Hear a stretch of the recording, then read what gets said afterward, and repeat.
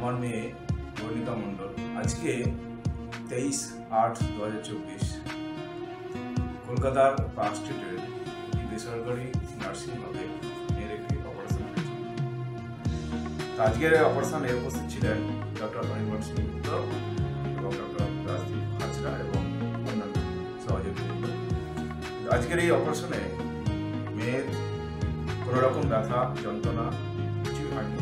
Operation করার পরেই একেবারে নর্মাল, সঙ্গে সঙ্গে ওখান থেকে ছেড়ে দেওয়া, আর কোনো রকম ইঞ্জেকশন করা হয়নি বা সম্পূর্ণ সুস্থ। আজকে আমি এই অপারেশনের জন্য ডক্টর অনির্বাণ সেনগুপ্তকে অসংখ্য ধন্যবাদ জানাই। আমার মেয়ে আজকে অপারেশন হয়েছে এই কলকাতার পার্ক স্ট্রিট নার্সিংহোমে। মেয়ে এখন সম্পূর্ণ সুস্থ। ডক্টর অনির্বাণ সেনগুপ্ত আর রাজদীপ দুজন মিলে অপারেশনটা করেছেন।